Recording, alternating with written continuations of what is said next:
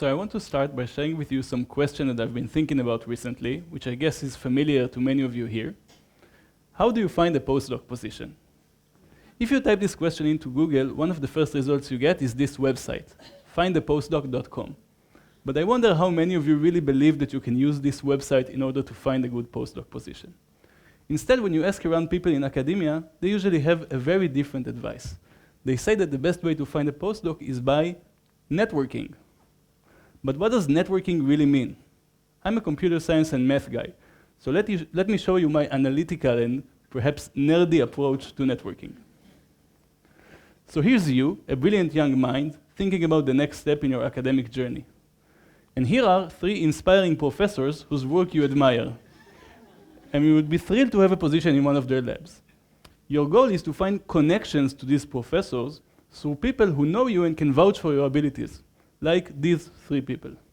You approach them, and if you're lucky, maybe one of them is personally close with one of the professors. But one recommendation is not enough, so you try to look for a guy that knows the guy, and look for chains of connections to your target professors. And by analyzing this network of academic connections, you are able to find some promising leads. Let me now take a step back and think of this useful network that we've created and analyzed here. Let's forget about the original details and just focus on the structure itself, which essentially captures what the term network really means. In a more abstract sense, a network is a system of connections between individual components. It consists of nodes that are connected by links. And networks are extremely useful structures, and not just for finding postdocs. In fact, they are all around us in modern technology. Let me give a few examples. First, think of navigation apps like Waze or Google Maps that we use to get around all over the world. These applications are all about navigating networks of roads and intersections. As users, we ask them to provide us short paths in these networks. And to do so, they apply sophisticated algorithms for network searching. Another example is energy and electricity networks. Here on the slide, you can see a visualization of the network structure in the European power grid.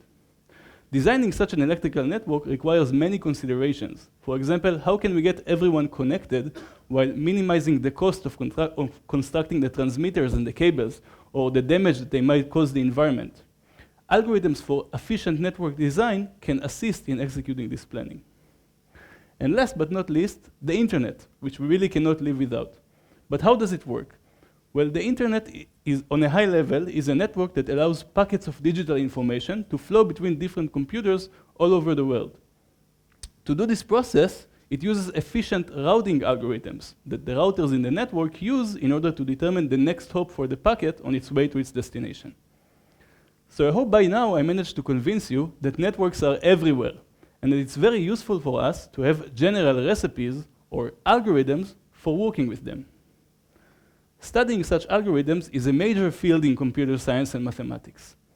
The idea is to first identify common objectives when working with networks, such as navigation and short paths, routing, or efficient design, and then to use mathematics in order to model and study these objectives, and finally develop efficient algorithms for them. Here on the slide, you can see an animation that illustrates a famous algorithm for finding shortest paths in a network. This algorithm was invented back in the 50s, but still it's essentially the algorithm that Google Maps or Waze use today to find your shortest way home. Within this field, my research focuses on a crucial aspect of many real-life networks, which is the possibility of failures. As you all know, in many real-life networks, the nodes or the links of the network might occasionally fail, crash, or stop functioning as they should. And to illustrate how serious of a problem this can be, I want to show you a short clip from CNN News that was aired just a few months ago. You might think that the internet comes from up there in the sky, in the cloud. The reality is it lies deep below the ocean, and it's all possible because of a global network of internet cables under the sea. This map shows the hundreds that crisscross the ocean, connecting countries with each other. According to NATO, 1.3 million kilometers of cables carry $10 trillion worth of financial transactions daily. And because they're so vital, there's a real concern about their vulnerability in a new era of hybrid warfare. According to telegeography, there are around 200 data cable faults in a year, most of which are accidental. Well, most companies operate several cables, so if one of them breaks, they've got a backup. A serious failure could take down the internet for a whole country. And a coordinated attack, that could affect services across the whole world. So network failures occur, and we have to deal with them. We cannot afford to just shut down our networks while we wait for the repair guys, which might take a very long time. Instead, we want our networks to be able to withstand failures and keep functioning even when they occur. The flow must go on. If a highway is suddenly closed due to a car accident, we want our navigation apps to give us a new path that avoids this highway. Or when an internet cable breaks, we want to reroute the packets of information so that the communication in the network will continue smoothly. In general, we want to have algorithms that take the possibility of failures into account and help us cope with them when they occur. Dealing with network failures can be roughly divided into two major aspects: planning and design, and real-time response. The first is about preparing for the possibility of future failures. For example, we may want to identify key bottlenecks and vulnerabilities in our networks so that we can place backups efficiently and economically and decide on a maintenance policy which is more focused on these bottlenecks. And of course, the point of preparing ahead is to do well in real time. When failures occur, we want to analyze the new status of the network as quickly as possible, and now that we understand it, we can handle it. For example, we can compute new paths that avoid the faults and reroute the network flow around the problematic areas. The most common dilemma when designing a fault-tolerant system is how many faults should it be able to tolerate? Imagine you have this knob here, which you can tune according to your demands of the system. One option you have is to take it to the green side, which represents the relatively few number of failures that occur in a typical day scenario. This is the most likely and common scenario, so most of the time this should be just fine for your network to continue working smoothly. Also, it's cheaper to prepare for only a few failures, and it requires only low maintenance, which is great. But now someone more pessimistic might come along and ask you, well, what if something really bad happens? After all, not every day is your typical day, and catastrophes do sometimes occur. To handle this possibility, you have the option of sliding the knob all the way to the other side, aiming to tolerate lots and lots of failures. But while disasters only occur very rarely, preparing for a lot of failures is much more expensive and requires high maintenance all year long. This raises a central question which I've been focusing on in my research. How can we make systems that can endure even massive failures while keeping the resource consumption in our algorithms efficient? To illustrate this point, I want to give you a quick example. So let's think of a telecommunication network where each link is operated by one of several providers, like Bezeq, Hot, or Cellcom. Each of them operates thousands of links in the network.